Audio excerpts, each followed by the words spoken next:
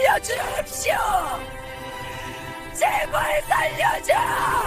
1506년 여름 한 여인이 산채로 관 속에 갇혀 땅에 묻히고 있었습니다. 그 여인은 조선 9대 임금 성종의 딸 화순옹주였습니다. 왕녀의 신분으로 태어나 누구보다 화려한 삶을 살았던 26살 젊은 여인이 어째서 이런 끔찍한 죽음을 맞이해야 했을까요? 더 놀라운 것은 그녀가 땅에 묻힌 후에도 3일 밤낮 동안 계속해서 비명소리가 들려왔다는 것입니다. 과연 화순옹주는 정말 역적이었을까요? 10년 후 밝혀진 충격적인 진실 지금 시작합니다. 이 이야기가 궁금하시다면 영상 끝까지 봐주세요. 구독과 좋아요는 영상 제작에 큰 힘이 됩니다. 살려주십시오. 살려주세요. 1506년 음력 8월 한양 도성 박형장에서 한 여인의 절규가 울려 퍼지고 있었습니다. 그 여인은 다름 아닌 조선 9대 임금 성종의 딸 화순옹주였습니다. 26살의 젊은 나이 왕녀의 신분으로 태어나 그 누구보다 화려한 삶을 살았던 여인이 지금 산채로 관 속에 갇혀 땅에 묻히려 하고 있었습니다. 포졸들이 그녀를 나무관 속으로 밀어넣었습니다. 안 됩니다. 제발. 저는 아무 죄가 없습니다. 화순옹주는 발버둥쳤지만 소용없었습니다. 관 뚜껑이 닫히는 순간 그녀의 비명소리가 나무 틈 사이로 새어나왔습니다. 살려주세요. 오. 관이 깊은 구덩이 속으로 내려갔습니다. 그리고 집행관의 명령이 떨어졌습니다. 흙을 덮어라. 포졸들이 삽으로 흙을 퍼 올려 관 위에 던지기 시작했습니다. 한 삽, 두 삽, 세 삽. 흙이 관을 덮어갔습니다. 아, 숨을 쉴 수가. 목소리가 점점 작아졌습니다. 하지만 완전히 사라지지는 않았습니다. 마침내 관이 완전히 흙에 묻혔습니다. 평평하게 다져진 땅. 그 밑 깊은 곳에 한 여인이 산채로 갇혀 있었습니다. 날이 저물었습니다. 경비를 서던 포졸들은 소름 끼치는 소리를 들었습니다. 으흐. 땅 속에서 들려오는 신음소리. 화순옹주가 아직 살아있었던 것입니다. 저것 좀 들어보시오. 무서운 일이구려. 포졸들은 벌벌 떨며 서로를 쳐다봤습니다. 땅 밑 깊은 곳에서 계속해서 소리가 들려왔습니다. 아. 손톱으로 관을 긁는 듯한 소리도 들렸습니다. 살려달라고, 누군가 좀 꺼내달라고 외치는 것 같았습니다. 하지만 아무도 그녀를 구해주지 않았습니다. 왕명으로 처형된 역적을 구하는 것은 또 다른 역모였기 때문입니다. 다음 날도 소리는 계속되었습니다. 살려. 목소리가 전날보다 약해졌지만 여전히 들렸습니다. 형장을 지키던 관리가 의금부에 보고했습니다. 화순옹주가 아직 살아서 소리를 내고 있어옵니다. 그대로 두라. 왕명이시다. 사흘째 되는 날 아침 여전히 미약한 소리가 들렸습니다. 이제는 말도 되지 않는 그저 신음 같은 소리만 새어나왔습니다. 그리고 그날 밤 마침내 모든 소리가 멈췄습니다. 화순옹주는 그렇게 3일 동안 산채로 땅 속에서 고통받다가 죽었습니다. 성종의 딸이자 연산군의 이복누이 하나이의 어머니였던 26살 젊은 여인. 그녀가 왜 이런 처참한 죽음을 맞이해야 했을까요? 과연 그녀는 정말 역모를 꾀한 역적이었을까요? 아니면 다른 이유가 있었던 걸까요? 25년 전으로 돌아가 보겠습니다. 1481년 조선 9대 임금 성종의 후궁숙의 홍씨에게서 딸이 태어났습니다. 바로 화순옹주입니다. 숙의 홍씨는 성종의 총애를 받던 후궁이었고 옹주는 그 사랑 속에서 태어났습니다. 성종은 딸을 보며 자주 미소를 지었습니다. 이 아이는 참으로 복스럽게 생겼구나. 화순옹주는 어려서부터 총명하고 아름다웠습니다. 5살 때부터 글을 읽기 시작했고 8살에는 간단한 시를 지을 정도였습니다. 궁궐 안에서 화순옹주만큼 아버지의 사랑을 받는 공주는 없었습니다. 성종에게는 많은 자녀가 있었습니다. 정비 공예왕 후 한씨에게서 아들 하나를 얻었지만 일찍 죽었고 계비 정현왕 후 윤씨에게서 연산군을 비롯한 여러 자녀를 얻었습니다. 그 외에도 후궁들에게서 수많은 왕자와 옹주들이 태어났습니다. 화순옹주는 그중 하나였지만 아버지의 특별한 사랑을 받으며 자랐습니다. 1490년 화순옹주가 10살이 되던 해에 큰 사건이 일어났습니다. 이복 오빠인 연산이 세자로 책봉된 것입니다. 연산은 계비 윤씨의 아들로 화순옹주보다 10살이 많았습니다. 세자 책봉식이 열리던 날 어린 화순옹주도 참석했습니다. 오라버님 축하드립니다. 고맙구나, 화순아. 그때만 해도 연사는 동생들에게 다정했습니다. 누가 상상이나 했을까요? 이 오빠가 훗날 여동생을 산 채로 땅에 묻을 폭군이 될 줄을. 하지만 그때는 아무도 몰랐습니다. 세자는 아버지 성종을 닮아 총명하고 학문을 좋아했습니다. 신하들도 기대가 컸습니다. 세자께서 훌륭하게 잘하고 계십니다. 장차 큰 임금이 되실 것입니다. 화순 옹주는 평화로운 궁궐 생활을 이어갔습니다. 글을 읽고 그림을 그리고 가야금을 배웠습니다. 궁녀들은 옹주를 극진히 모셨고 옹주는 누구에게나 다정했습니다. 1494년 화순 옹주가 14살이 되던 해 혼인이 정해졌습니다. 신랑감은 송익창이라는 청년이었습니다. 송익창은 좌의정을 지낸 송거의의 손자로 명문가 출신이었습니다. 집안도 좋고 인품도 훌륭했습니다. 성종은 사위를 직접 만나보고 만족해했습니다. 과인의 딸을 잘 부탁하네. 전하, 평생 옹주님을 지키고 모시겠나이다. 혼례식이 성대하게 치러졌습니다. 화순 옹주는 아름다운 화롯을 입고 신랑을 맞이했습니다. 송익창도 젊고 늠름한 모습이었습니다. 이제부터 부마는 내 아들이나 다름없네. 옹주를 잘 보살피게. 성종의 당부에 송익창은 깊이 고개를 숙였습니다. 신혼생활은 행복했습니다. 송익창은 아내를 극진히 대했고 화순 옹주도 남편을 존중했습니다. 두 사람은 서로를 아끼며 금슬 좋은 부부로 소문났습니다. 1495년 혼인한 지 1년 만에 아들이 태어났습니다. 성종은 외손자를 보며 기뻐했습니다. 화순이가 이제 어엿한 어미가 되었구나. 감사하옵니다, 아바마마. 화순 옹주는 아들을 품에 안고 행복해했습니다. 남편은 다정하고 아들은 건강했습니다. 궁궐에서 받은 넉넉한 녹봉으로 생활도 안정적이었습니다. 이보다 더 좋을 수는 없었습니다. 하지만 이 평화는 얼마 가지 못했습니다.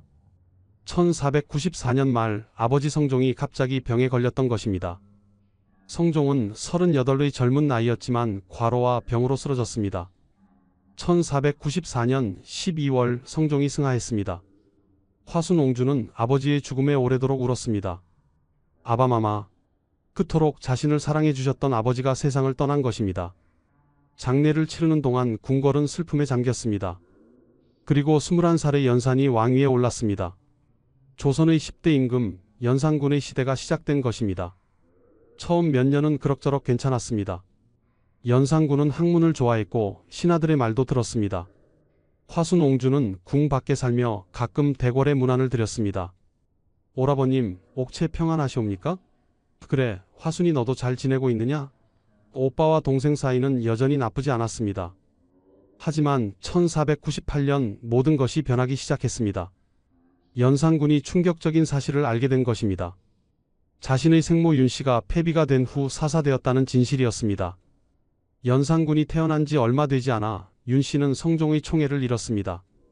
질투심이 심했던 윤씨가 성종의 얼굴을 핥힌 사건이 있었고 결국 폐비가 되어 사사되었습니다.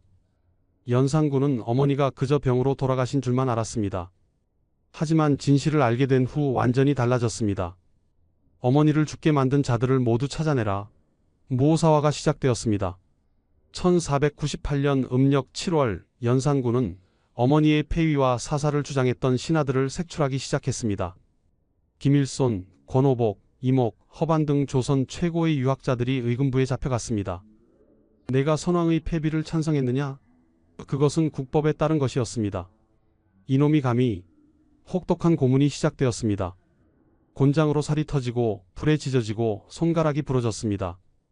김일손은 고문 끝에 죽었고 이목도 장사를 당했습니다. 화순 옹주는 궁궐 소식을 들으며 두려워했습니다. 오라버님이 너무 많은 사람을 죽이고 계시는구나. 옹주님, 조심하셔야 합니다. 왕께서 요즘 누구도 믿지 못하신답니다. 남편 송익창도 걱정했습니다. 무오사화로 수십 명이 죽었지만 연산군의 분노는 가라앉지 않았습니다. 1504년 더 큰 사화가 일어났습니다. 갑자사화였습니다. 이번에는 폐비 윤씨를 사사하는 데 관여했던 후궁들과 궁녀들 그리고 왕실 가족들까지 처벌 대상이 되었습니다. 연산군의 이복누이인 휘숙옹주가 사사되었습니다. 휘숙옹주는 화순옹주와 같은 아버지를 둔 언니였습니다. 휘숙 언니께서 돌아가셨다고? 그러하옵니다. 왕명으로 사사되셨습니다. 화순 옹주는 경악했습니다. 같은 아버지를 둔 언니를 오빠가 죽인 것입니다. 이유는 휘숙옹주의 친어머니가 패비 윤 씨의 사사에 찬성했다는 것이었습니다. 이제 우리도 안전하지 못하구나. 송익창은 아내의 손을 꽉 잡았습니다. 걱정 마시오. 우리는 아무 잘못이 없지 않소. 하지만 그것이 무슨 소용이었을까요? 연산군의 광기 앞에서 무죄와 유죄는 아무런 의미가 없었습니다. 갑자사화로 또다시 수십 명이 죽어나갔습니다. 궁궐은 피로 물들었고 한양거리는 공포에 떨었습니다. 연산군은 이제 정사에도 관심이 없었습니다. 흥청이라 불리는 기녀들을 궁궐에 수백 명씩 들였고 밤낮으로 주색잡기에 빠졌습니다. 백성들의 집을 헐어 궁궐 연못을 만들고 사냥을 위해 민가를 금표로 정했습니다. 백성들이 굶어 죽어가고 있어옵니다. 닥쳐라. 과인에게 간언하는 자는 모두 역적으로 다스리겠다. 신하들은 입을 다물었습니다. 조금이라도 왕의 비위를 거스르면 당장 죽음이었기 때문입니다. 화순옹주는 대궐 출입을 삼갔습니다. 오빠를 자주 만나는 것이 오히려 위험하다는 것을 알았기 때문입니다. 옹주님, 요즘 왕실 사람들이 궁에 들어가는 것을 꺼린답니다. 나라가 어찌 될지 모르겠구나. 1505년 화순옹주는 35살이 되었고 아들은 10살이 되었습니다. 평범하게 살고 싶었습니다.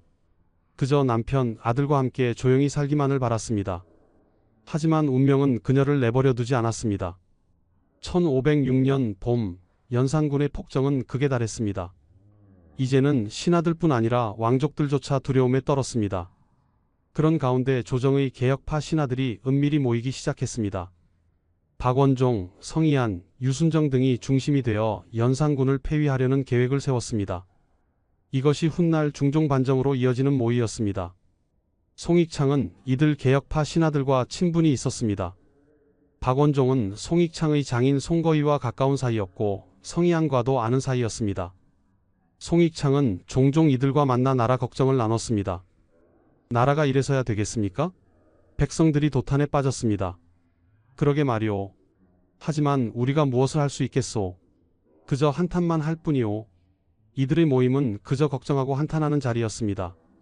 역모를 꾸민다기보다는 답답한 마음을 나누는 것에 가까웠습니다. 하지만 연산군의 눈에는 달리 보였습니다. 의금부 관리들이 송익창을 감시하기 시작했습니다. 부마 송익창이 박원종, 성희안과 자주 만난답니다. 무슨 이야기를 나누는지 알아보라. 송익창의 일거수일투족이 보고되었습니다. 어디를 갔는지, 누구를 만났는지, 무슨 말을 했는지. 1506년 음력 6월 연산군은 결정을 내렸습니다. 송익창을 잡아들여라. 그날 밤 포졸들이 송익창의 집을 에워쌌습니다. 화순옹주와 송익창은 저녁을 먹고 있었습니다. 갑자기 대문이 부서지는 소리가 들렸습니다. 무슨 일이냐? 송익창이 일어섰습니다. 포졸들이 방 안으로 몰려들어왔습니다. 부마 송익창, 역모죄로 체포한다. 역모라니 무슨 소리요? 화순옹주가 남편 앞을 막아섰습니다. 어찌 함부로 남의 집에 들어와 사람을 잡아가려 하시오. 나는 성종대왕의 딸 화순옹주요. 하지만 포졸들은 물러서지 않았습니다. 왕명이시다. 비키시오. 안됩니다. 우리 서방님은 아무 잘못이 없으오. 포졸들이 화순옹주를 밀쳐냈습니다. 옹주는 바닥에 넘어졌습니다.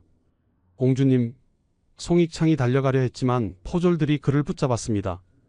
놓으시오. 내 아내가. 닥치고 따라오시오. 송익창은 질질 끌려갔습니다.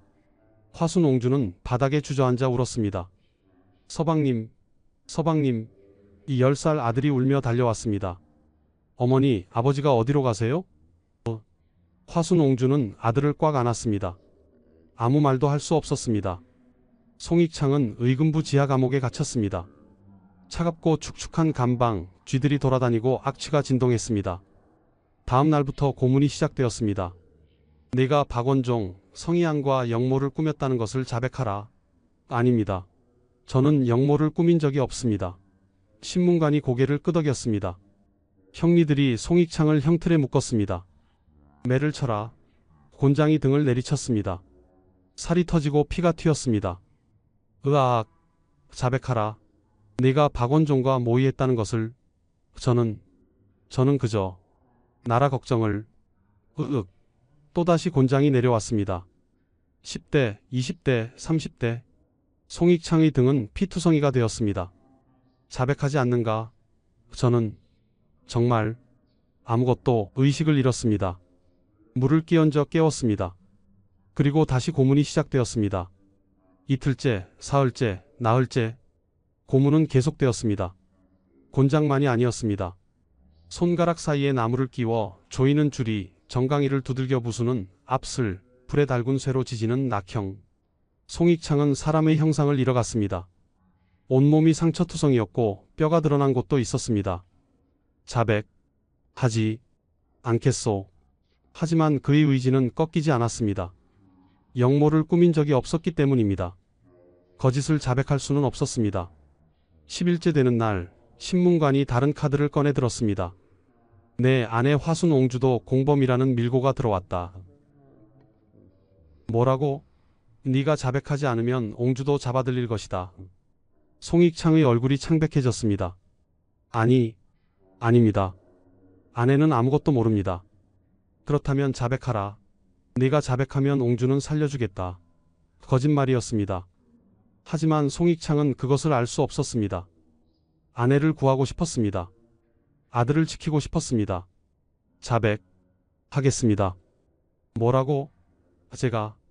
제가 영모를 꾸몄습니다. 신문관이 만족스러운 표정을 지었습니다.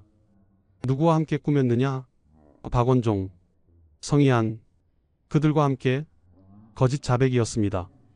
하지만 일단 자백서에 서명하자 돌이킬 수 없었습니다. 송익창은 영모의 주범이 되었습니다. 하지만 신문관의 약속은 지켜지지 않았습니다. 송익창이 자백한 지 사흘 후 화순옹주의 집에 다시 포졸들이 들이닥쳤습니다. 화순옹주, 영모죄로 체포한다. 무슨 소리입니까? 저는 아무것도 한 일이 없습니다. 부마가 이미 옹주도 공범이라고 자백했소. 화순옹주는 경악했습니다. 남편이 자신을 공범으로 지목했다니. 그럴 리 없습니다. 우리 서방님이 그럴 리가. 말을 듣지 않겠다면 강제로 끌고 가겠소. 이 10살 아들이 어머니를 붙잡고 울었습니다. 어머니를 데려가지 마세요. 얘야. 화순옹주는 아들을 안았습니다. 걱정하지 마라. 어머니는 아무 잘못이 없으니 곧 돌아올 것이다. 하지만 그 말은 거짓이 되었습니다. 화순옹주는 의금부로 끌려갔습니다. 왕녀의 몸으로 의금부 감옥에 갇히는 것, 상상조차 못한 일이었습니다. 신문이 시작되었습니다. 옹주, 부마가 영모를 꾸몄다는 것을 알고 있었소? 아닙니다. 저는 아무것도 모릅니다. 부마가 박원종, 성희안과 모의하는 것을 보지 못했소? 서방님은 그분들과 친분이 있었을 뿐입니다. 영모 같은 건 거짓말 마시오. 부마가 이미 옹주도 알고 있었다고 자백했소. 화순옹주는 눈물을 흘렸습니다. 남편이 왜 그런 거짓을 말했을까요? 아니, 어쩌면 남편도 거짓 자백을 강요당한 것은 아닐까요? 저는 정말 아무것도 모릅니다. 제발 믿어주십시오. 하지만 아무도 믿지 않았습니다. 왕녀의 몸이기에 곤장이나 주리 같은 고문은 가해지지 않았습니다. 그러나 다른 고문이 시작되었습니다. 밥을 주지 않고 굶겼습니다. 물도 하루에 한 모금만 주었습니다. 잠을 재우지 않았습니다. 밤새도록 신문을 이어갔습니다. 자백하시오. 저는 자백하지 않으면 영원히 여기서 나갈 수 없으모. 사흘째, 나흘째 화순옹주는 기진맥진해졌습니다. 몸무게가 빠지고 얼굴은 해쓱해졌습니다.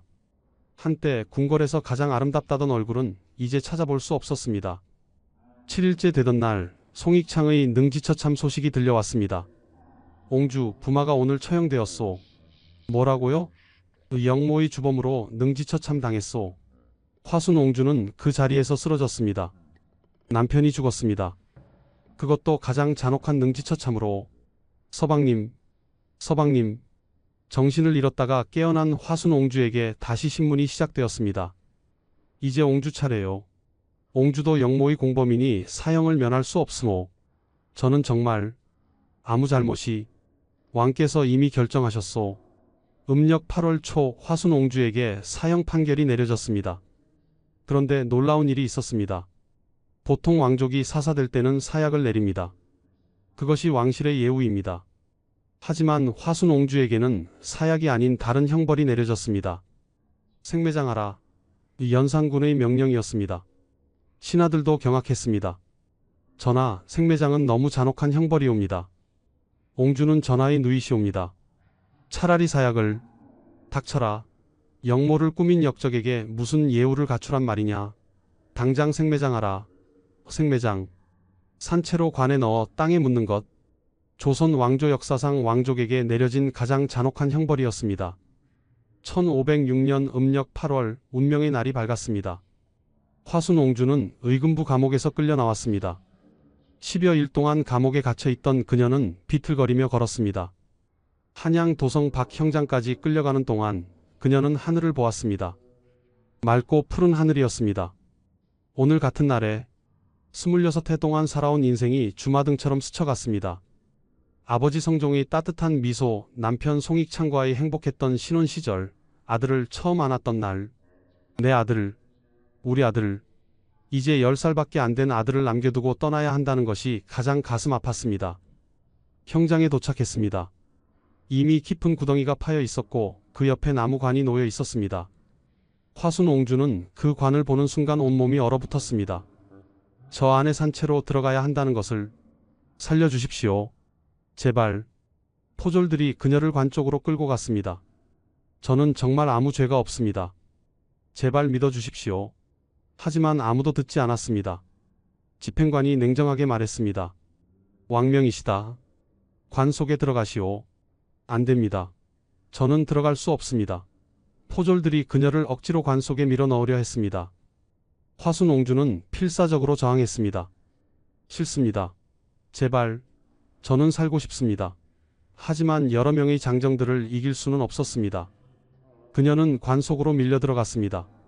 좁은 관 안, 움직일 공간도 거의 없었습니다. 제발. 살려주세요. 제 아들이 아직 어립니다. 제발. 관 뚜껑이 그녀 위로 내려왔습니다. 빛이 점점 사라졌습니다. 안 돼요. 안 됩니다. 으악. 뚜껑이 완전히 닫혔습니다. 어둠. 완전한 어둠이었습니다. 화순 옹주는 관 뚜껑을 두드렸습니다. 열어주세요. 제발 열어주세요. 관이 들어 올려졌습니다. 구덩이 위로 옮겨졌습니다. 그리고 천천히 아래로 내려가기 시작했습니다. 싫어요. 안 돼요. 제발. 관이 구덩이 바닥에 닿았습니다. 그리고 집행관의 명령이 떨어졌습니다. 흙을 덮어라. 첫 번째 삽의 흙이 관 위에 떨어졌습니다. 쿵. 아. 두 번째, 세 번째, 네 번째. 흙이 계속 떨어졌습니다. 살려주세요. 살려주세요. 으악. 화순 옹주는 관 안에서 울부짖었습니다. 손으로 관 뚜껑을 긁었습니다. 손톱이 벗겨졌지만 멈출 수 없었습니다. 제발. 숨을 쉴 수가. 흙이 관을 완전히 덮었습니다. 소리가 점점 작아졌습니다. 하지만 완전히 사라지지는 않았습니다. 포졸들이 흙을 다졌습니다. 평평한 땅이 되었습니다. 겉으로 보기에는 그저 평범한 땅이었습니다. 하지만 그 밑 깊은 곳에 한 여인이 산채로 갇혀 있었습니다. 해가 지고 밤이 되었습니다. 형장을 지키던 포졸들은 섬뜩한 소리를 들었습니다. 저것 좀 들어보시오. 땅 밑에서 소리가 나는 것 같소. 포졸들은 서로를 쳐다보며 떨었습니다. 옹주께서 아직 살아계신게요? 왕명이니 어찌할 수 없소. 그냥 모른 척합시다.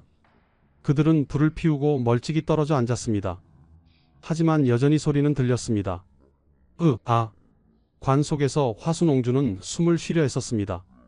공기가 없었습니다. 좁은 관 안의 공기는 이미 다 써버렸습니다. 숨을 쉴 때마다 가슴이 조여들었습니다. 살려. 달라. 손으로 관 뚜껑을 긁었습니다. 손톱이 모두 벗겨지고 손가락에서 피가 났습니다.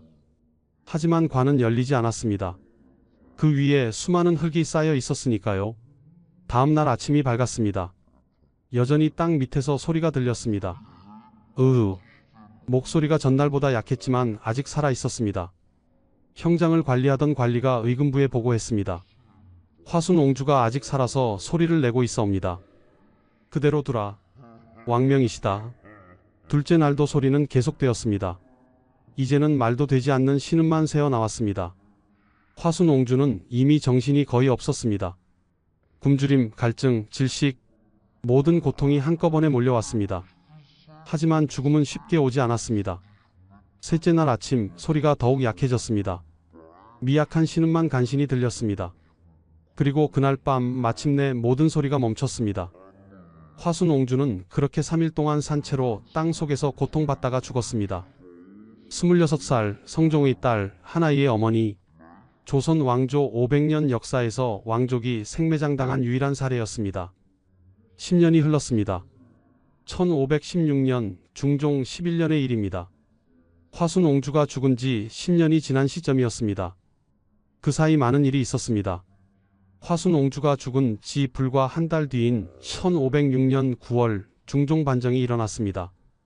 박원종, 성희안, 유순정 등이 군사를 일으켜 연산군을 폐위시켰습니다.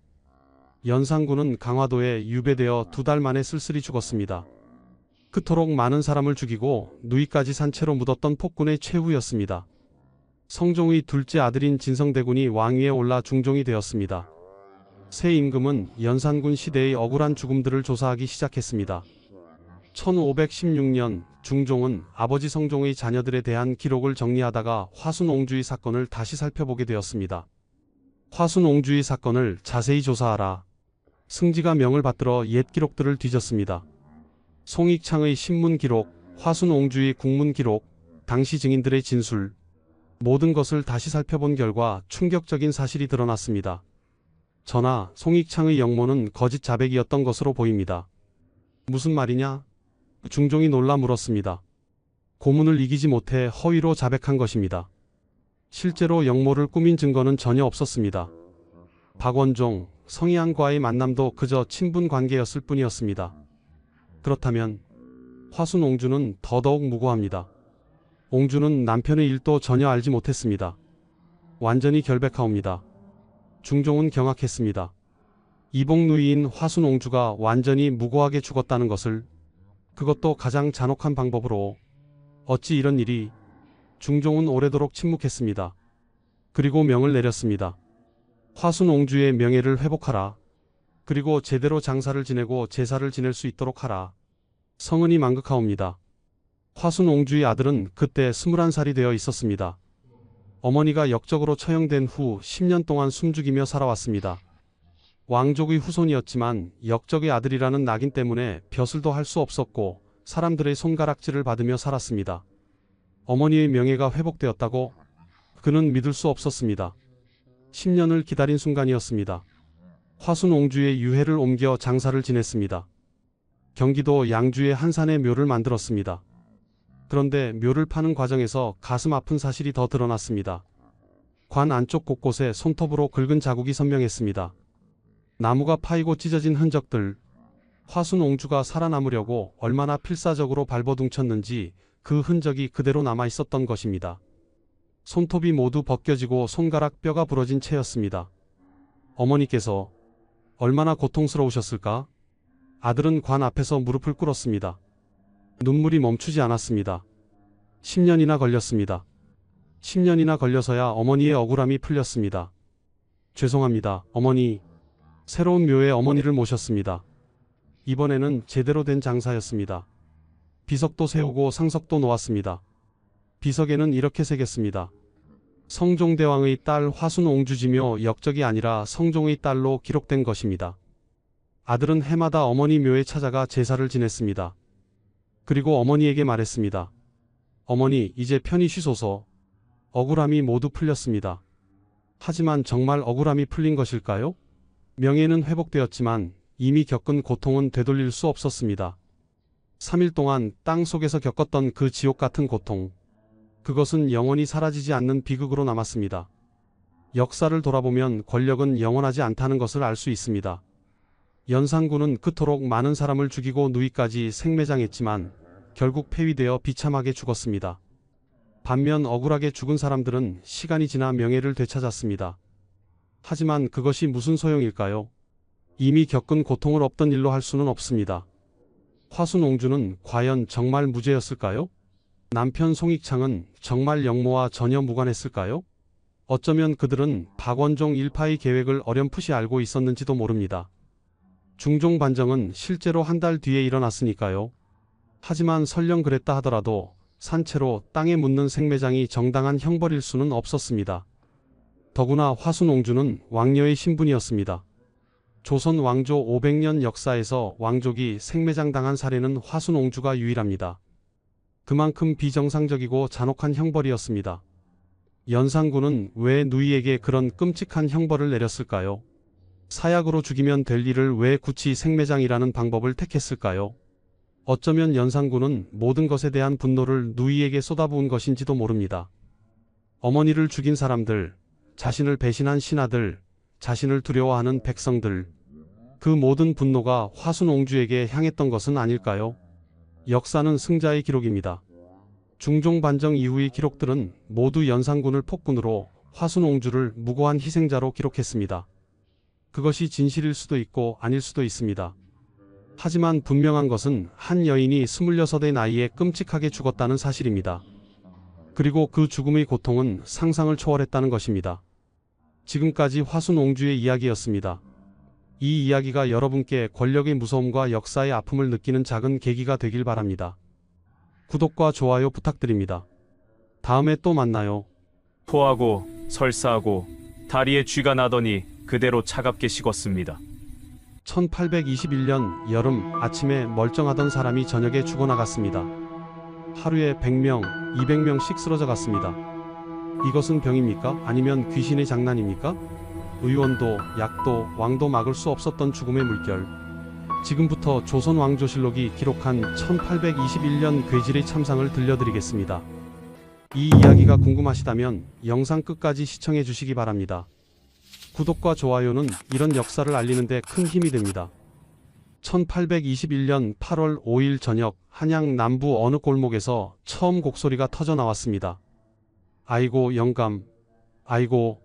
이씨 부인의 절규가 골목을 울렸습니다. 불과 몇 시간 전까지만 해도 남편 김두한은 밭에서 일하던 건강한 사람이었습니다. 47세의 장년, 평생 큰 병 한 번 없이 농사만 지어온 성실한 남자였습니다. 그런 그가 갑자기 배가 아프다며 집으로 돌아온 것이 낮 12시쯤이었습니다. 괜찮을 거야. 더운 날씨에 힘들게 일해서 그런가 보다. 이 씨는 남편을 방에 눕히고 찬물을 떠다 주었습니다.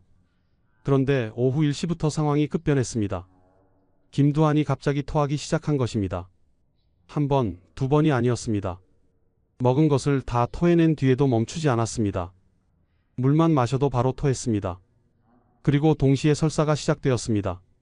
물처럼 쏟아지는 설사였습니다. 영감 어쩌면 좋아요. 의원을 불러야 하는 거 아니에요? 17세 아들이 급히 동네 약방으로 달려갔지만 의원은 이미 다른 환자를 보러 나가고 없었습니다.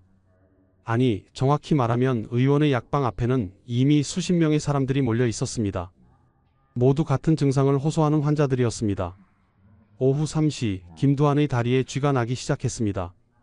종아리가 심하게 경련을 일으켰습니다. 아, 다리가. 김두한은 비명을 질렀지만 이 씨가 아무리 주물러도 경련은 멈추지 않았습니다. 그의 얼굴은 점점 파래졌습니다. 입술이 새파랗게 질렸습니다. 눈은 움푹 들어가고 피부는 쭈글쭈글해졌습니다. 불과 몇 시간 만에 노인처럼 변해버렸습니다. 오후 5시 김두한의 몸이 차갑게 식기 시작했습니다. 영감, 눈 좀 떠봐요. 정신 차려요. 이 씨가 남편을 흔들었지만 김두한은 이미 의식을 잃어가고 있었습니다. 14세 딸아이는 무서워서 방구석에서 떨고 있었습니다. 오후 6시 30분 김두한의 숨이 끊어졌습니다. 아침에 밭에 나갔던 건강한 남자가 해가 지기도 전에 차갑게 식었습니다.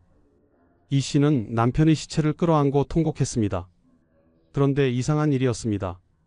이 씨 집에서만 곡소리가 들린 것이 아니었습니다. 옆집에서도, 그 옆집에서도, 골목 저쪽에서도 동시에 곡소리가 터져 나왔습니다. 아이고 우리 아버지, 엄마. 한양 남부 전체가 울음바다가 되었습니다. 저녁 무렵이 되자 거리에는 사람의 그림자가 사라졌습니다. 모두 문을 걸어 잠그고 떨고 있었습니다. 이게 도대체 무슨 병이란 말인가? 귀신이 씌었나? 엿기가 들렸다. 공포가 한양을 덮쳤습니다. 그날 밤 창덕궁 편전에서는 촛불이 꺼지지 않았습니다. 조선의 23대 왕 순조는 급보를 받고 잠을 이루지 못했습니다. 33세의 순조는 신하들의 보고를 듣고 경악했습니다. 금일 한양에서만 100여 명이 죽었다 하옵니다. 경기 각지에서도 같은 보고가 올라오고 있어옵니다. 신도 이런 병은 처음 봅니다. 아침에 멀쩡하던 사람이 저녁에 죽습니다. 내의원 의관들도 고개를 저었습니다. 의서 어디에도 이런 병은 없었습니다. 순조는 떨리는 목소리로 물었습니다. 이 병을 막을 방도가 있는가? 전하, 신들도 알지 못하옵니다. 침묵이 흘렀습니다. 무력한 침묵이었습니다. 조선 최고의 의원들도 왕도 이 병 앞에서는 한없이 작았습니다. 그날 밤 한양 곳곳에서 횃불이 타올랐습니다. 무당들이 구판을 벌이기 시작했습니다. 역귀야 물러가거라. 역귀야 물러가거라. 진과 북소리가 밤하늘을 울렸습니다. 하지만 역귀는 물러가지 않았습니다. 아니, 역귀는 더욱 기승을 부렸습니다. 다음날 아침 한양에서는 200명이 넘는 사람이 죽었습니다. 그 다음 날은 300명이었습니다. 거리에는 시체를 수습하지 못해 시신이 나뒹굴었습니다. 관이 모자라 여러 시신을 한 관에 넣었습니다. 아니, 관조차 없어서 그냥 멍석에 말아묻었습니다. 1821년 여름 조선을 덮친 이 괴질은 대체 무엇이었을까요? 왜 하루 만에 사람을 죽였을까요? 이 지옥은 언제 끝나는 것일까요? 그리고 이 참상 속에서 조선의 백성들은 어떻게 살아남았을까요? 이 무서운 괴질이 한양을 덮치기 2달 전으로 돌아가 보겠습니다. 1821년 6월 조선은 이미 어려움에 처해 있었습니다. 전년도인 1820년 여름 극심한 가뭄이 조선 전역을 덮쳤습니다. 비가 오지 않아 논밭이 갈라졌습니다. 벼는 말라 죽고 보리는 익지 않았습니다. 순조 20년의 흉년은 참혹했습니다. 순조실록에는 이렇게 기록되어 있습니다. 기근이 심하여 백성들이 나무껍질과 풀뿌리로 연명하고 있다. 굶어 죽는 사람이 속출했습니다.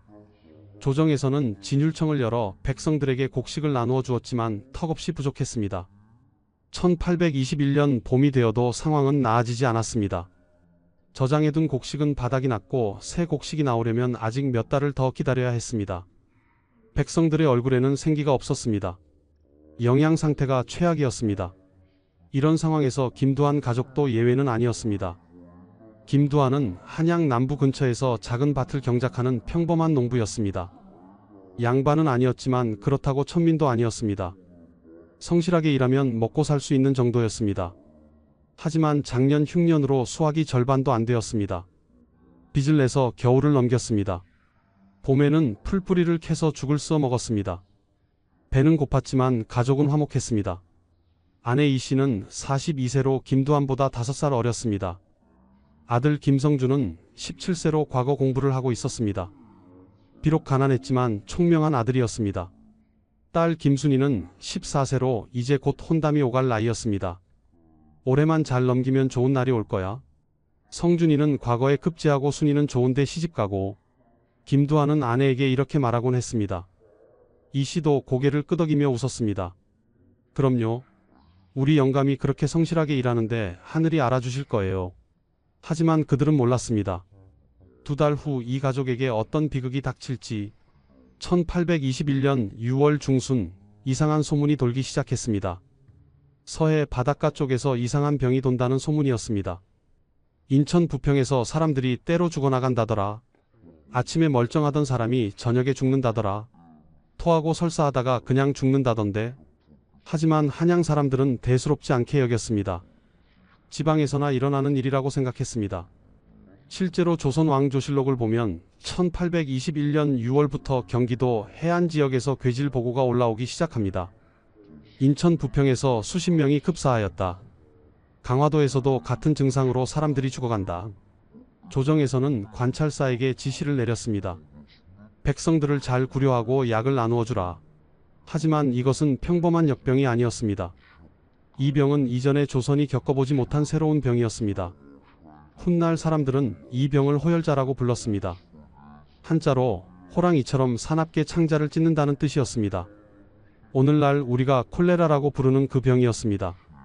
콜레라는 인도 겐지스강 유역이 원산지로 알려져 있습니다. 1817년부터 시작된 콜레라 대유행이 중국을 거쳐 조선까지 들어온 것입니다. 중국 산동 반도에서 유행하던 콜레라가 상선을 타고 조선의 서해안으로 들어왔습니다. 그리고 육로를 따라 한양으로 전국으로 퍼져나갔습니다. 이 병의 특징은 무서울 정도로 빨랐습니다.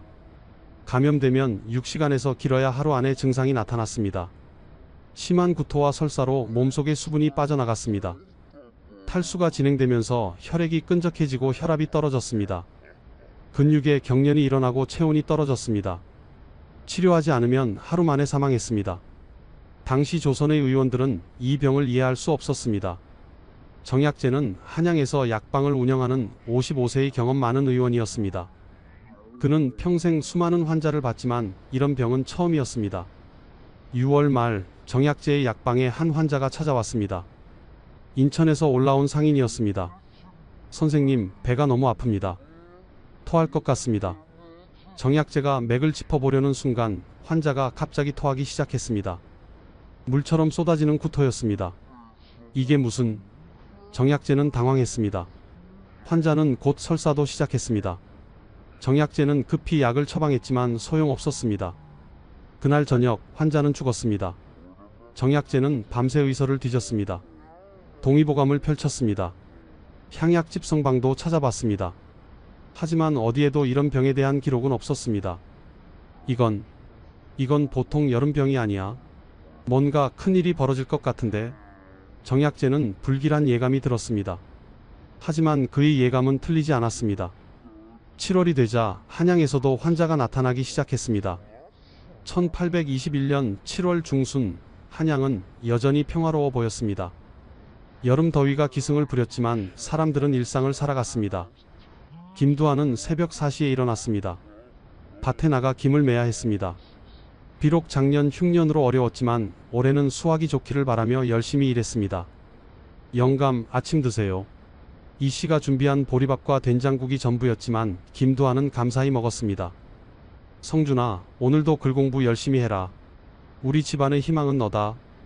예, 아버지. 17세 아들 김성준은 과거 시험 준비에 여념이 없었습니다. 비록 집이 가난해서 서당에 다니지는 못했지만 동네 글 아는 어른에게 배우며 공부했습니다. 낮에는 한양 거리가 북적였습니다. 장날이면 사람들이 모여들었습니다. 남대문 박시장에는 장사치들의 호객 소리가 요란했습니다. 쌀이오, 좋은 쌀, 생선 사시오, 싱싱한 생선. 하지만 물건을 사는 사람은 많지 않았습니다. 작년 흉년으로 다들 주머니 사정이 어려웠기 때문입니다. 정약제의 약방에도 환자들이 찾아왔습니다. 여름철 배탈이나 더위 먹은 사람들이 대부분이었습니다. 선생님, 배가 좀 아픕니다. 더위를 많이 먹었구려. 이 약을 다려 드시오. 정약제는 평소처럼 환자를 진료했습니다. 하지만 그의 마음 한편에는 여전히 불안감이 자리 잡고 있었습니다. 지난달 인천에서 온 환자가 하루 만에 죽은 일이 잊히지 않았습니다. 창덕궁에서 순조는 국정을 돌보고 있었습니다. 33세의 젊은 왕이었지만 걱정이 많았습니다. 작년 흉년으로 백성들이 굶주리고 있었습니다. 진율청을 운영하며 구제하고 있었지만 한계가 있었습니다. 전하, 각 지방에서 역병 소문이 들려옵니다. 의정부에서 보고가 올라왔습니다. 역병이라. 얼마나 심각한가? 아직 한양까지는 들어오지 않았으나 경기 해안 지역에서 환자가 발생하고 있다 하옵니다. 백성들을 잘 구려하도록 하라. 약을 넉넉히 나누어주고. 성은이 망극하옵니다. 순조는 역병 보고를 받았지만 아직 심각하게 받아들이지 않았습니다. 조선에서는 종종 역병이 돌았습니다. 대개는 조정에서 약을 나누어주고 제사를 지내면 진정되곤 했습니다. 이번에도 그럴 것이라 생각했습니다. 하지만 이번은 달랐습니다. 7월 20일경 한양 성저시장에서 한 상인이 갑자기 쓰러졌습니다. 40대 중반의 건강해 보이던 남자였습니다. 으악, 배가... 상인은 배를 움켜쥐고 비명을 질렀습니다. 사람들이 황급히 그를 부축했습니다. 괜찮으시오? 무슨 일이오? 배가 너무 아파. 상인은 곧 토하기 시작했습니다. 그리고 설사를 했습니다. 사람들은 당황했지만 더위 먹었나 보다 생각했습니다. 상인을 집으로 데려다주고 모두 흩어졌습니다. 그날 저녁 그 상인은 죽었습니다. 가족들은 울었지만 이웃들은 알지 못했습니다. 그저 불운한 일이라고 생각했습니다. 하지만 3일 후 같은 시장에서 또 다른 사람이 같은 증상으로 쓰러졌습니다. 이번에는 20대 젊은 남자였습니다. 그리고 그 다음 날 또 한 명이 쓰러졌습니다. 이제 사람들은 수군거리기 시작했습니다. 이상한 병이 도는 것 같아. 혹시 역병 아닐까? 조심해야겠어. 정약제의 약방에도 환자들이 찾아오기 시작했습니다. 모두 같은 증상을 호소했습니다. 갑자기 배가 아프고 토하고 설사를 한다는 것이었습니다. 정약제는 긴장했습니다. 이건 분명 보통 병이 아니야. 저번에 인천에서 온 환자와 똑같은 증상이야. 그는 동료 의원들을 찾아가 상의했습니다. 여보게들, 요즘 이상한 환자들이 많이 오지 않는가? 그러게 말일세. 나도 몇 명 봤는데 손을 쓸 수가 없더군. 약을 써도 소용이 없어. 하루 만에 죽는 경우도 있고. 의원들은 고개를 저었습니다. 누구도 이 병을 치료할 방법을 몰랐습니다. 7월 말이 되자 한양에서 하루에 몇 명씩 같은 증상으로 죽는 사람이 생겼습니다. 아직 많은 수는 아니었습니다. 하루에 서너 명 정도였습니다. 하지만 날이 갈수록 숫자가 늘어났습니다. 김두한은 이런 소문을 들었지만 별로 걱정하지 않았습니다. 우리는 건강하니까 괜찮을 거야. 조심하면 돼. 이 씨도 고개를 끄덕였습니다. 그래도 영감, 사람 많은 곳은 피하는 게 좋겠어요. 알았네. 시장도 당분간 안 가고. 김두한은 밭을만 하고 집에 있기로 했습니다. 하지만 역병은 그들의 조심을 비웃듯 다가오고 있었습니다. 8월 1일 한양에서 하루에 10명이 죽었습니다. 8월 2일 20명이 죽었습니다. 8월 3일 50명이 죽었습니다. 기하급수적으로 늘어났습니다. 사람들은 공포에 떨기 시작했습니다. 이건 보통 역병이 아니야. 빨리 한양을 떠나야 해. 부유한 양반들은 짐을 싸서 지방으로 피난을 갔습니다. 하지만 가난한 백성들은 갈 곳이 없었습니다. 김두한도 마찬가지였습니다. 떠날 곳도 떠날 돈도 없었습니다. 그저 집에서 조심하는 수밖에 없었습니다. 8월 4일 저녁 김두한은 가족들에게 말했습니다. 당분간 아무도 밖에 나가지 마라. 밭일도 내가 혼자 다녀올 테니. 아버지, 저도 도와드릴게요. 아들 김성준이 말했습니다. 아니다. 내가 나가면 어머니가 걱정하신다. 아버지 혼자 갔다 올 테니 너는 집에서 어머니와 동생을 지켜라. 예, 아버지. 그날 밤 김두한은 잠을 이루지 못했습니다. 멀리서 곡소리가 들려왔습니다. 누군가 또 죽은 것이었습니다. 하늘이시여, 우리 가족만은 지켜주소서. 김두한은 속으로 기도했습니다. 하지만 하늘은 그의 기도를 들어주지 않았습니다. 다음 날 1821년 8월 5일 아침 김두한은 여느 때처럼 밭으로 향했습니다. 그것이 그가 건강한 상태로 걷는 마지막이 될 줄은 아무도 몰랐습니다. 1821년 8월 5일 정오 김두한은 밭에서 갑자기 배가 아프기 시작했습니다. 처음에는 살짝 불편한 정도였습니다. 더운 날씨에 일을 너무 많이 했나? 김두한은 잠시 그늘에 앉아 쉬었습니다. 하지만 통증은 점점 심해졌습니다. 배가 뒤틀리는 것 같았습니다. 식은땀이 흘렀습니다. 이건 아닌데? 김두한은 불안해졌습니다. 요즘 한양에 도는 그 무서운 병의 증상이 떠올랐습니다. 아니야, 그럴 리 없어. 나는 조심했잖아. 사람도 안 만났는데. 하지만 몸은 거짓말을 하지 않았습니다. 복통은 더욱 심해졌고 속이 메스꺼웠습니다. 김두한은 급히 집으로 향했습니다. 집에 도착하자마자 그는 마당에 주저앉았습니다. 영감, 왜 그래요? 이 씨가 놀라 달려 나왔습니다. 배가 너무 아파. 얼른 방으로 들어가요. 이 씨와 아들 김성준이 김두한을 부축해 방으로 들어갔습니다. 김두한을 눕히자마자 그는 토하기 시작했습니다. 한 번, 두 번이 아니었습니다. 먹은 것을 다 토해낸 뒤에도 계속 토했습니다. 위액만 나왔습니다. 그러다 나중에는 물처럼 맑은 액체가 나왔습니다. 물 좀 주오. 김두한이 신음했습니다. 이 씨가 급히 물을 떠다 주었습니다. 하지만 물을 마시자마자 다시 토했습니다. 그리고 동시에 설사가 시작되었습니다. 물처럼 쏟아지는 설사였습니다. 콜레라의 특징적 증상인 쌀뜨물 같은 설사였습니다. 묽고 하얗게 탁한 설사가 멈추지 않고 쏟아졌습니다. 이게 무슨... 이 씨는 공포에 질렸습니다. 이것은 분명 요즘 도는 그 무서운 병이었습니다. 하루 만에 사람을 죽인다는 괴질이었습니다. 아버지, 딸 김순이가 울먹이며 방문 밖에서 소리쳤습니다. 순아, 들어오지 마. 옮을 수 있어. 어머니 이 씨가 소리쳤습니다. 오후 2시경 김두한의 몸에서 물이 빠져나가기 시작했습니다. 콜레라균이 장에서 만들어내는 독소 때문에 장 세포에서 엄청난 양의 수분이 빠져나갔습니다. 하루에 20리터 이상의 수분을 잃을 수 있는 무서운 병이었습니다. 김두한의 얼굴이 변하기 시작했습니다. 눈이 움푹 들어갔습니다. 뺨이 꺼졌습니다. 입술이 새파랗게 질렸습니다. 피부가 쭈글쭈글해졌습니다. 불과 몇 시간 만에 20년은 늙어 보였습니다. 영감. 이 씨가 남편을 흔들었지만 김두한은 제대로 대답하지 못했습니다. 오후 3시 김두한의 다리에 심한 경련이 일어났습니다. 탈수로 인해 혈액의 전해질 균형이 무너지면서 근육에 경련이 온 것입니다. 다리가 떨어져 나가는 것 같아. 김두한이 비명을 질렀습니다. 이 씨가 남편의 다리를 주물렀지만 경련은 멈추지 않았습니다. 종아리가 딱딱하게 굳었습니다. 허벅지까지 경련이 퍼졌습니다. 성준아, 얼른 의원을 불러와. 예, 어머니. 17세 김성준은 정약제의 약방으로 달려갔습니다. 하지만 약방 앞에는 이미 수십 명의 사람들이 몰려 있었습니다. 모두 급한 환자들이었습니다. 같은 증상을 호소하는 사람들로 가득했습니다. 선생님, 우리 아버지가 죽어가고 있어요. 선생님, 제 남편 좀 살려주세요. 아우성이었습니다. 정약제는 이미 지쳐 있었습니다. 아침부터 수십 명의 환자를 봤지만 손쓸 방법이 없었습니다. 약을 써도 소용없었습니다. 환자들은 계속 죽어나갔습니다.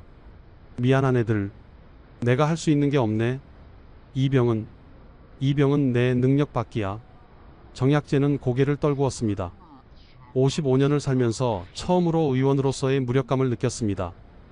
김성준은 빈손으로 집으로 돌아왔습니다.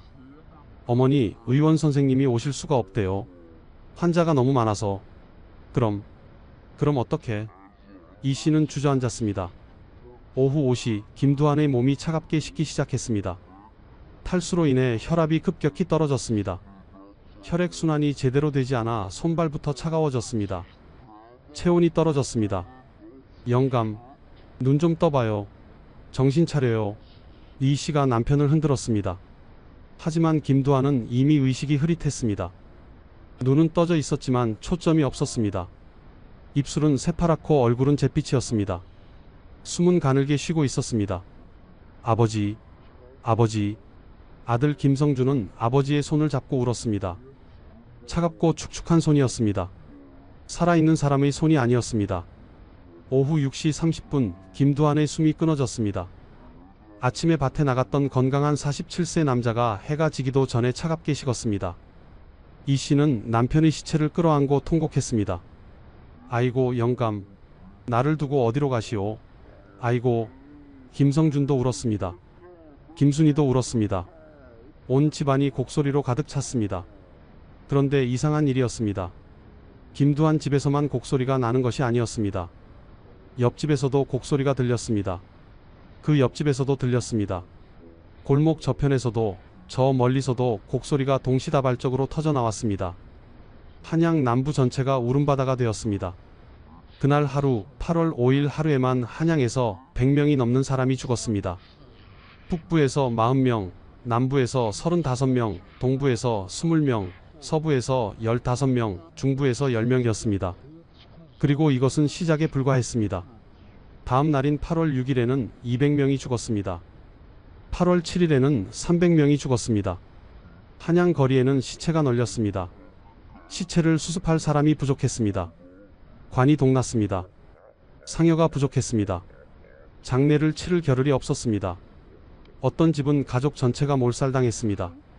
시체를 치울 사람조차 없어 그대로 방치되었습니다. 거리에는 사람의 그림자가 사라졌습니다. 모두 집 안에 숨었습니다. 문을 걸어 잠그고 떨고 있었습니다. 시장은 폐쇄되었습니다. 가게는 문을 닫았습니다. 한양은 죽음의 도시가 되었습니다. 1821년 8월 6일 새벽 김두한의 장례를 치러야 했습니다. 하지만 상황이 여의치 않았습니다. 관을 구할 수가 없었습니다. 이 씨가 동네 관 짜는 목수를 찾아갔지만 이미 관이 동난 상태였습니다. 아주머니 미안하오. 관이 하나도 없소. 어제 마지막 남은 관까지 다 나갔소. 그럼 어떡합니까? 우리 영감을 그냥 둘 수는 없잖아요. 새로 만들자니 나무도 없고 시간도 없소.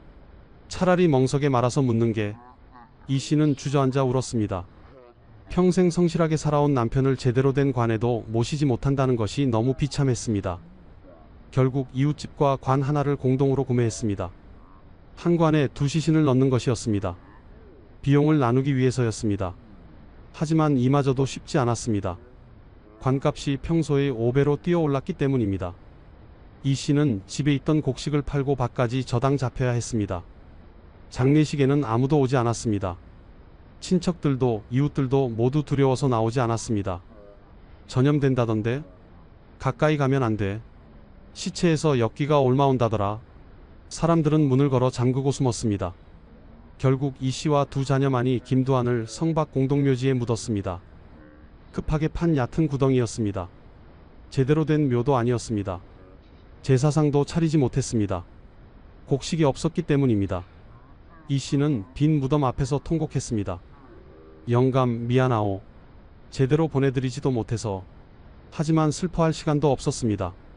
집으로 돌아온 그날 저녁 이 씨 자신도 배가 아프기 시작했습니다. 어머니 괜찮으세요? 아들 김성준이 걱정스럽게 물었습니다. 괜찮다, 괜찮아. 그냥 피곤해서 그래. 하지만 이 씨는 알고 있었습니다. 이것이 무엇을 의미하는지, 남편이 겪었던 그 증상의 시작이라는 것을. 밤이 되자 이 씨도 토하기 시작했습니다. 남편과 똑같은 증상이었습니다.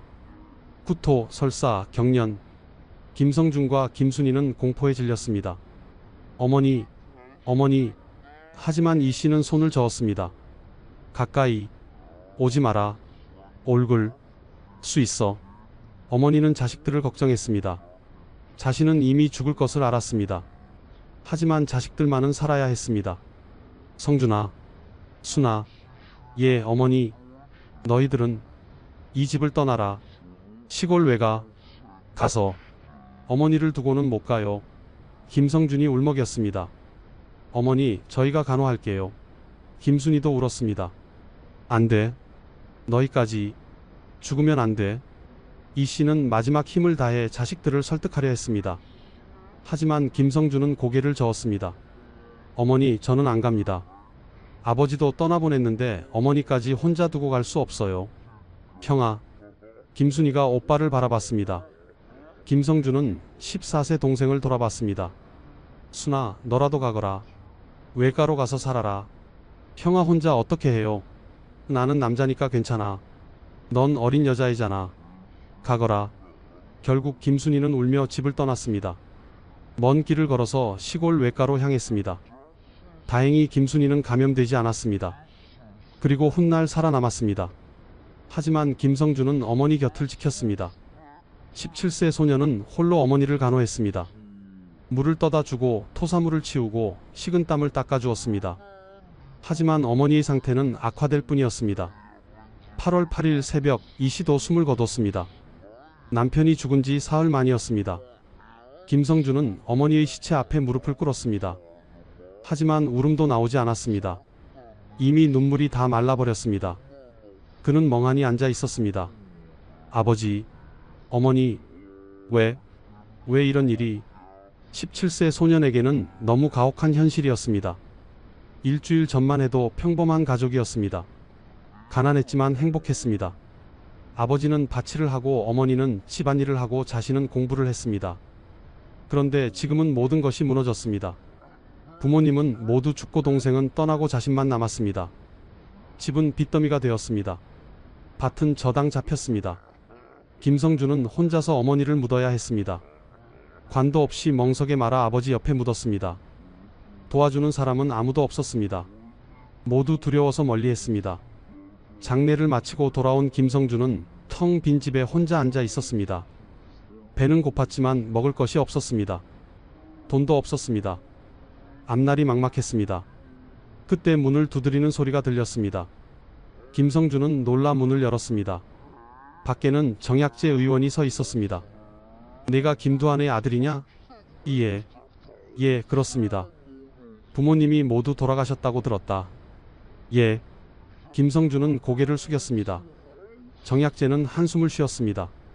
그는 지난 며칠간 수없이 많은 환자를 봤습니다. 대부분 죽었습니다. 그는 의원으로서 무력감을 느꼈습니다. 하지만 동시에 책임감도 느꼈습니다. 죽어가는 사람들 속에서 살아남은 이들, 특히 어린 고아들을 보면 가슴이 아팠습니다. 나를 따라오너라. 예? 내 약방에서 일을 도와라. 밥은 주마. 정약제는 김성준을 자신의 약방으로 데려갔습니다. 그곳에는 이미 부모를 잃은 아이들 몇 명이 더 있었습니다. 정약제는 이들을 거두어 약방 일을 돕게 하고 먹을 것을 주었습니다. 김성준은 눈물을 흘렸습니다. 감사합니다. 감사합니다. 울지 마라. 내 부모님을 위해서라도 살아야 한다. 그리고 이 역병으로 고통받는 사람들을 도와야 한다. 정약제는 엄격하지만 따뜻한 목소리로 말했습니다. 그날부터 김성준은 정약제의 약방에서 일하며 의술을 배우기 시작했습니다. 한편 한양 전역에서는 참상이 계속되었습니다. 8월 중순이 되자 하루에 죽는 사람이 300명을 넘어섰습니다. 거리에는 시체가 즐비했습니다. 시체를 수습할 인력이 부족했습니다. 어떤 시체는 며칠씩 방치되었습니다. 썩는 냄새가 한양을 덮었습니다. 살아있는 사람들도 지옥을 경험했습니다. 약값이 천정부지로 치솟았습니다. 평소 한양 하던 약이 열량이 되었습니다. 관값도 5배로 올랐습니다. 쌀값도 2배로 뛰었습니다. 부자들은 약을 사재기했습니다. 가난한 사람들은 그냥 죽어갔습니다. 어떤 사람들은 가족을 버리고 도망쳤습니다. 전염이 두려워 환자를 길가에 버리고 떠났습니다. 부모가 자식을 버리고 자식이 부모를 버렸습니다. 인간성이 무너졌습니다. 무당들은 구판을 벌이며 돈을 벌었습니다. 역귀를 쫓아내겠다며 비싼 값을 받았습니다. 부적 장사도 횡행했습니다. 이 부적을 붙이면 역병에 걸리지 않는다는 거짓말로 돈을 뜯었습니다. 심지어 처녀의 피가 약이 된다는 헛소문도 돌았습니다. 일부 미친 사람들이 어린 소녀들을 납치하는 사건까지 벌어졌습니다. 한양은 더 이상 문명의 도시가 아니었습니다. 공포와 죽음이 지배하는 지옥이었습니다. 1821년 8월 10일 창덕궁 편전에서 순조는 떨리는 손으로 보고서를 받았습니다. 33세의 젊은 왕의 얼굴은 창백했습니다.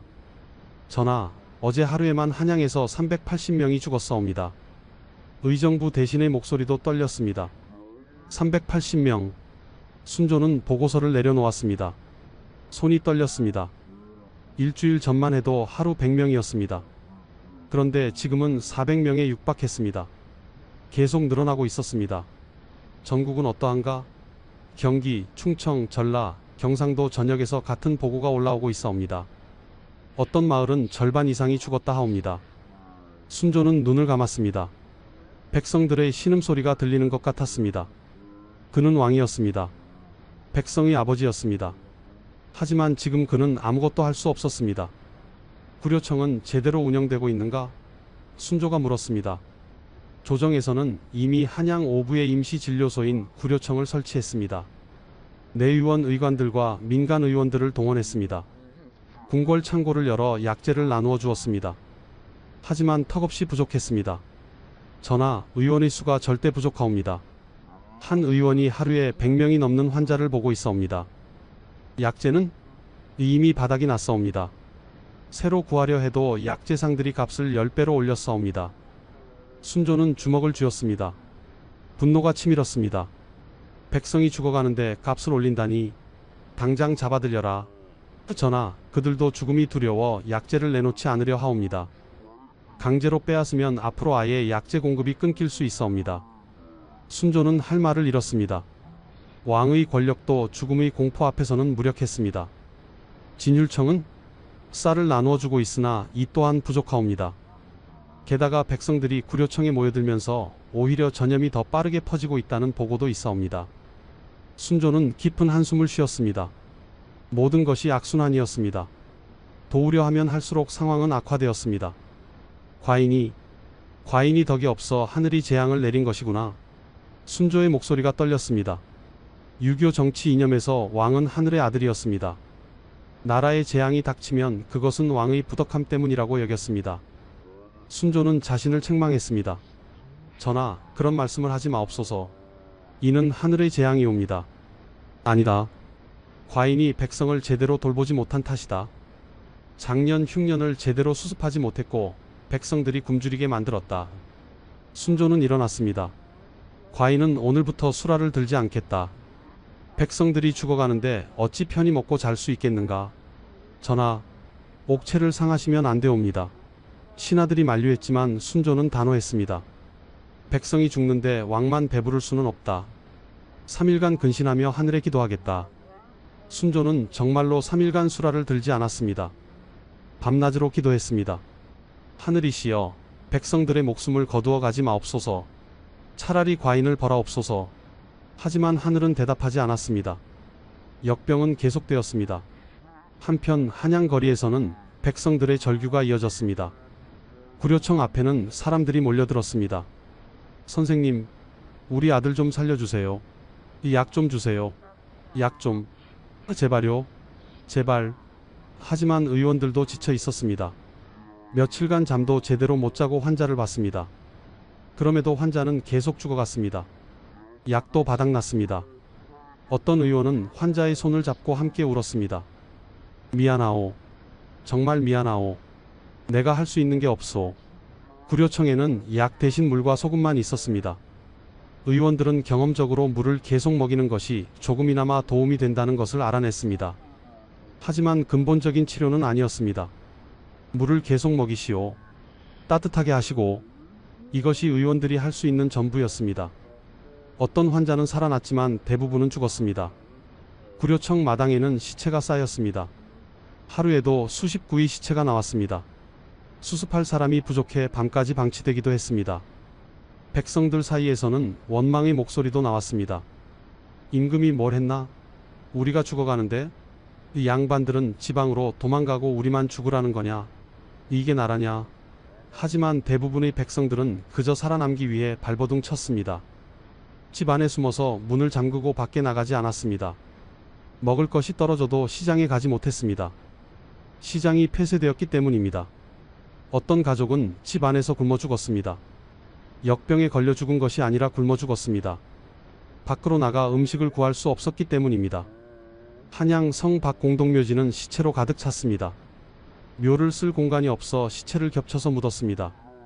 어떤 곳은 시체를 그냥 쌓아두고 흙만 살짝 덮었습니다. 묘라고 할 수도 없는 것들이었습니다. 땅을 파는 인부들도 부족했습니다. 많은 인부들이 역병에 걸려 죽었기 때문입니다.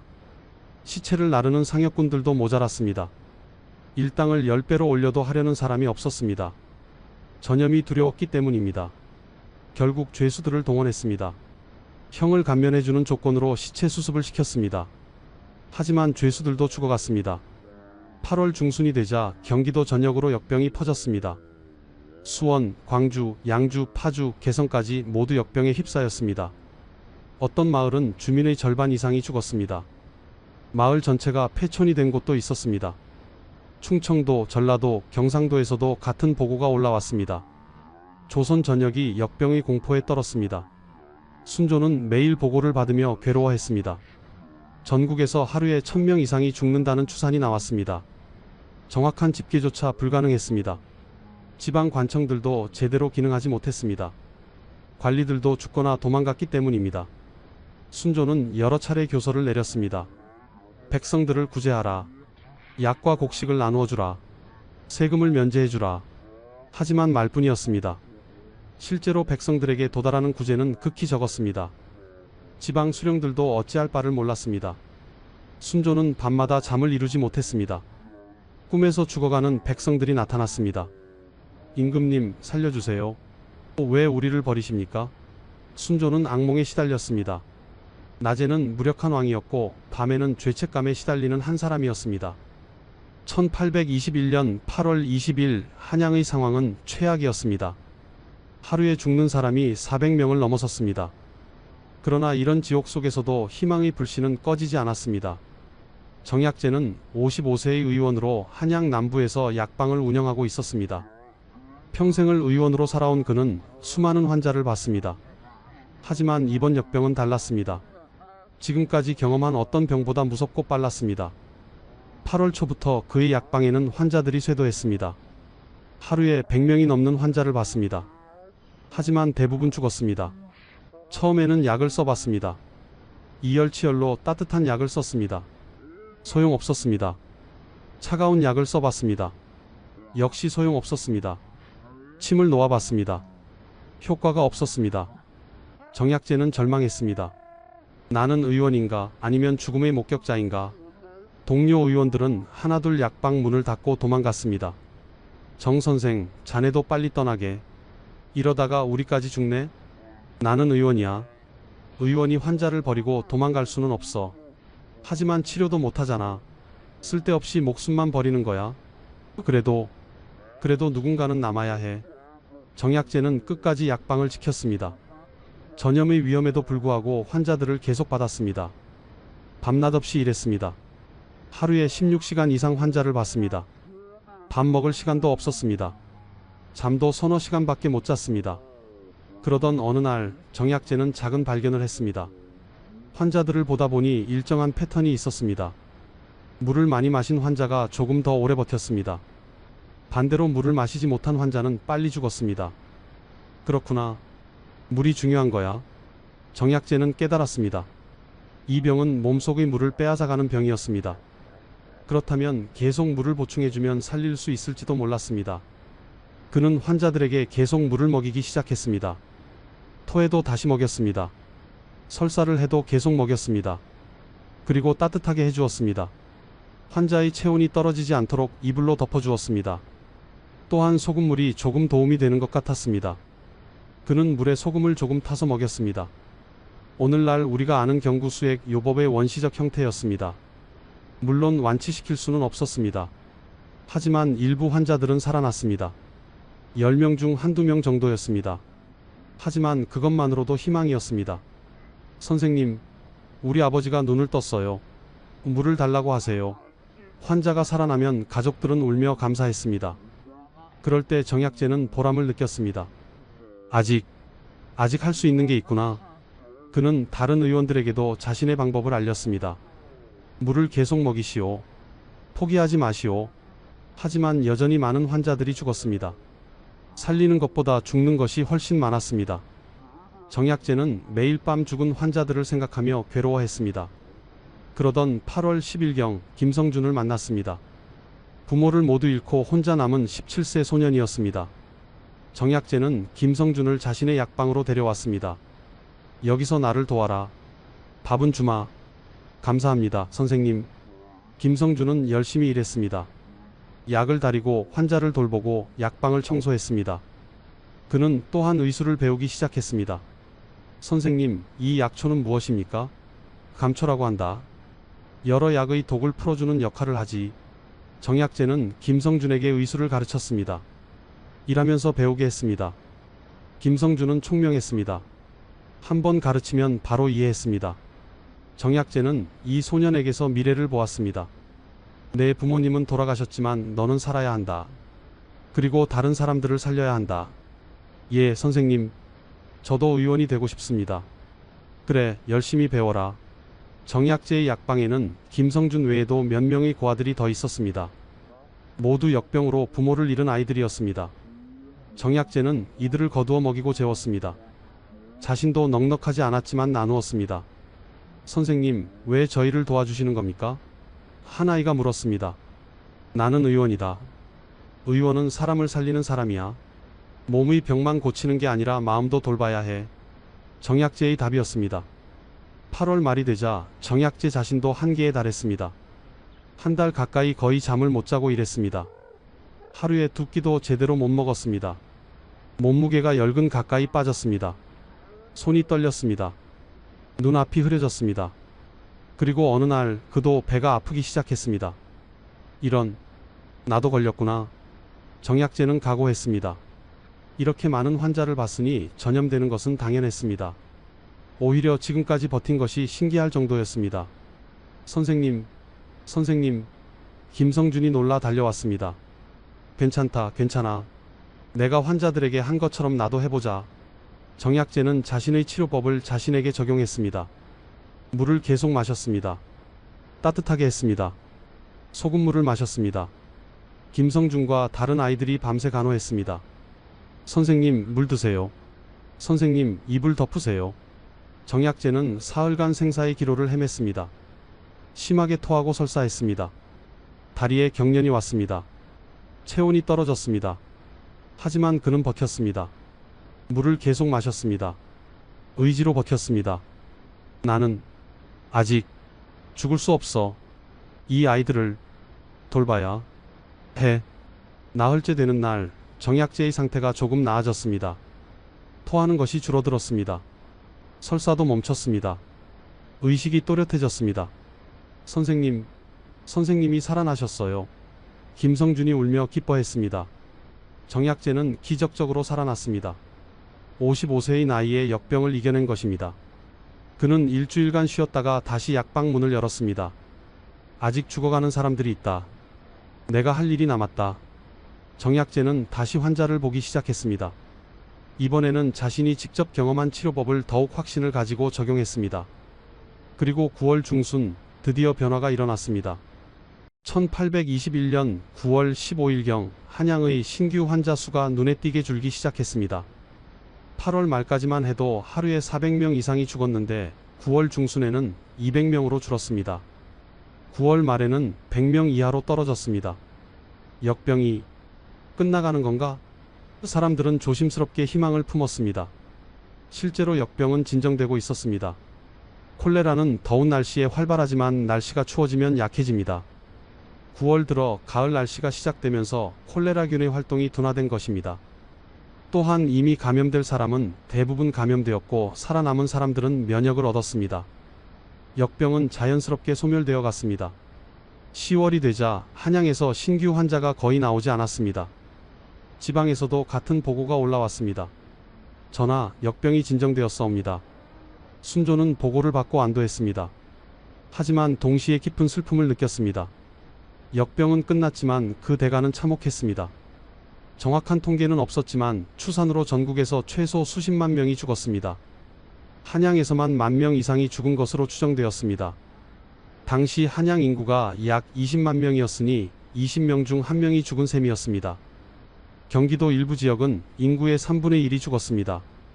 어떤 마을은 주민 전체가 죽어 폐촌이 되었습니다. 고아가 수만 명 발생했습니다. 부모를 잃은 아이들이 거리를 떠돌았습니다. 조정에서는 고아들을 수용하기 위해 임시시설을 만들었지만 턱없이 부족했습니다. 경제도 붕괴했습니다. 노동력이 크게 줄어 농사를 짓지 못했습니다. 1821년 가을 수확은 형편없었습니다. 상업도 마비되었습니다. 장시가 몇 달간 열리지 못했습니다. 물가는 폭등했습니다. 이듬해인 1822년에는 역병의 여파로 심각한 기근이 발생했습니다. 역병으로 죽지 않은 사람들이 굶어 죽었습니다. 사회 질서를 회복하는 데 수년이 걸렸습니다.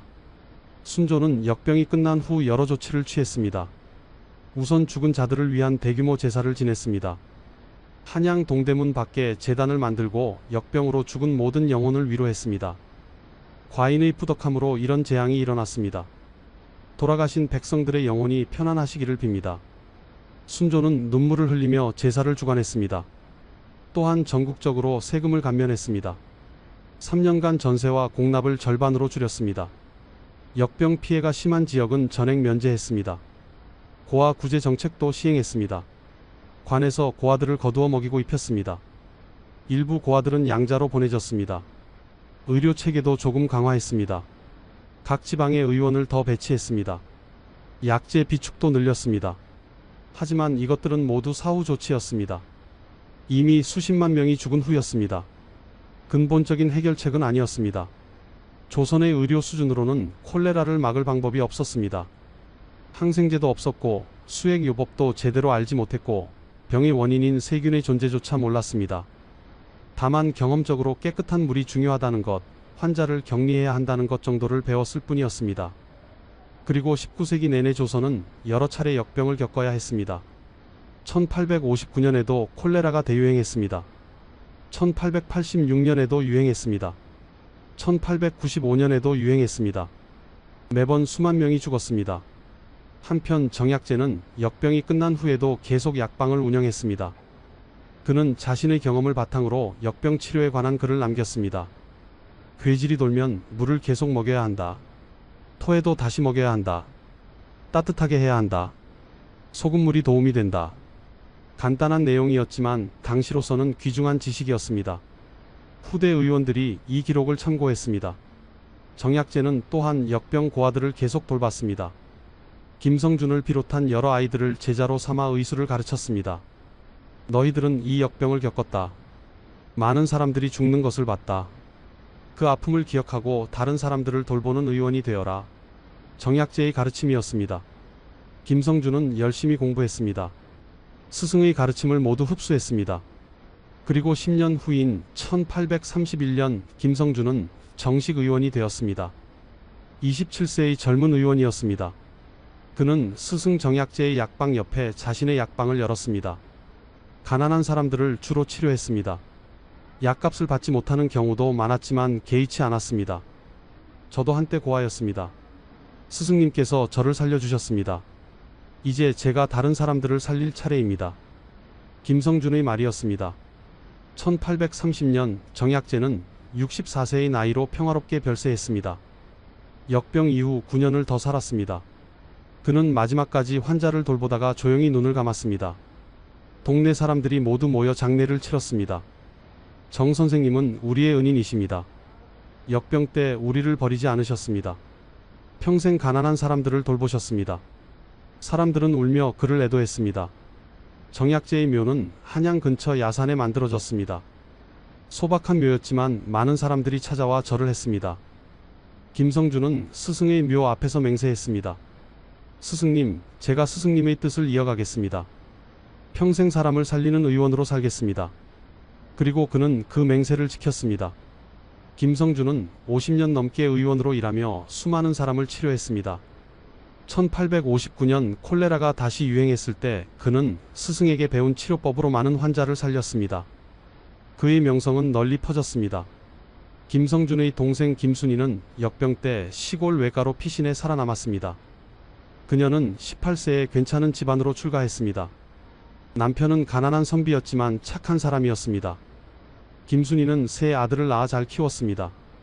평생 부모님의 기일을 잊지 않고 제사를 지냈습니다. 오빠 김성준과도 평생 가깝게 지냈습니다. 김순희는 70세까지 살았습니다.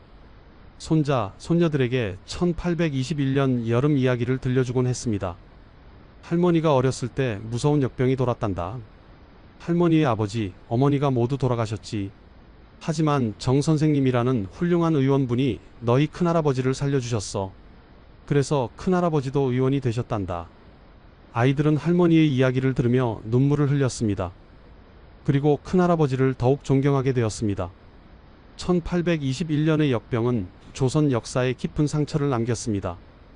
하지만 동시에 교훈도 남겼습니다. 첫째, 가난이 병을 키운다는 것. 역병은 부자나 가난한 사람 모두를 공격했지만 가난한 사람들이 훨씬 많이 죽었습니다. 영양 상태가 나빴고 위생이 나빴고 치료를 받을 수 없었기 때문입니다. 둘째, 권력도 전염병 앞에서는 무력하다는 것. 왕도 양반도 역병을 막을 수 없었습니다. 오직 의술과 정성만이 사람을 살렸습니다. 셋째, 위기 속에서 인간성의 빛과 어둠이 모두 드러난다는 것. 어떤 사람들은 가족을 버리고 도망갔지만 정약제 같은 사람들은 끝까지 자리를 지켰습니다. 넷째, 고통은 대를 이어 극복된다는 것. 김성준은 부모를 역병으로 잃었지만 그 고통을 발판 삼아 의원이 되어 다른 사람들을 살렸습니다. 200년이 지난 지금 우리는 콜레라를 치료할 수 있게 되었습니다. 항생제가 있고 수액치료가 있고 백신도 개발되었습니다. 하지만 전염병은 여전히 인류의 숙제입니다. 새로운 병들이 계속 나타나고 있습니다. 1821년 조선의 괴질 이야기는 먼 옛날 이야기가 아닙니다. 그것은 전염병과 싸우는 인류의 긴 역사 중 한 장면입니다.